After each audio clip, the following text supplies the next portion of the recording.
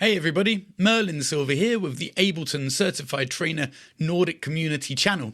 And today we're going to have a look at a device that has just been released by Ableton called the Microtuner. This is a Max for Live device that works with MPE, and there's a whole bunch of tutorials already out there on how it works and kind of showing you around the different things it can do. We're not going to do that today. We're going to instead take a quick look at how we can use this as a composition tool. So I've got a project here and I'm just going to demonstrate what I mean about this. So here we've got a MIDI track, and on this I've got a chord plugin and an arpeggiator set to random other. So in this case, if I simply, I'll just turn that on. If I simply press some notes, it plays an arpeggiated pattern. Cool. We've got the Microtuner here, but it's turned off right now. We'll come back to that. I've got a sub-synth, a synth, and some bells. And these are all created using presets or my own sounds in Wavetable. And I've chosen that because we have an MPE section here. So this synth can receive polyphonic pitch changes. You can see that down here. And that's what we need to be working with the Microtuner device. I've also got some drums, just some loops here, nothing much to talk about. And a couple of these instruments are being controlled by this shaper. I'm just opening and closing a filter to give it some movement. Anyway, I'm just going to press play. And after 8 bars or so, I'm going to turn the Microtuner on. And I want you to listen to how the harmony and how the complexity of the music suddenly changes. Let's have a go.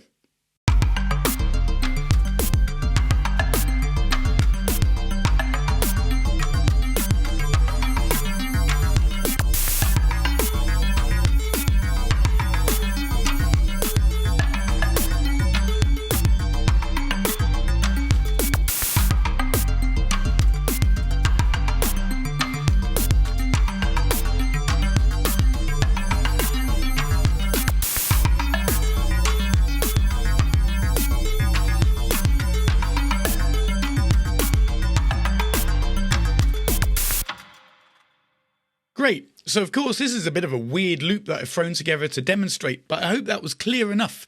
Notice how when the Microtuner was enabled, we had a sudden feeling of tension, and then when I turned it off again, there was a sense of release, that we came back to our home base. And this idea kind of permeates through all of music history in all genres all over the world. The idea of building tension and then releasing it again and getting a happy, satisfied feeling from the listener.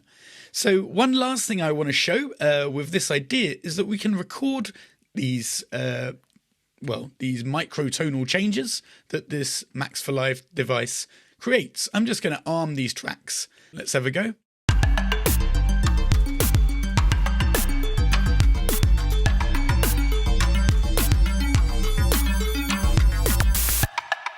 Let's turn on auto for the monitoring so we can hear this MIDI recording on the synth, for example.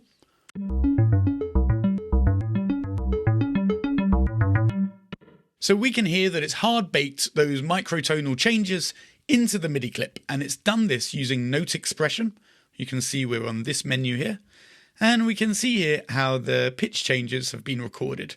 If I zoom in a little bit, we see that they're not kind of quantized to the pitch grid that the piano roll gives us, but they're somewhere in the middle. We can capture this and chop it up and use it to compose. We can also edit these pitch shifts and changes.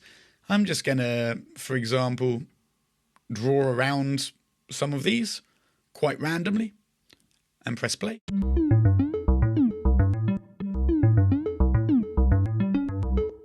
And you get some kind of funky 303 style slides. So when you use this, you can record the MPE information that you can then use to recompose and mess around with. So I could then theoretically delete this channel and use these blocks as starting points for a microtonal composition. This is a great device, and there's lots to go through. You can generate your own scales, you can import them. For now, I just used a 9-part scale from the collection it comes with. Sweet. So yeah, get microtonal. Use this to create tension and changes, an A section and a B section, and explore it. I think it's really, really interesting, and it's really nice that we can now do this natively within Ableton Live. Awesome. Hope that was interesting, and I'll see you next time.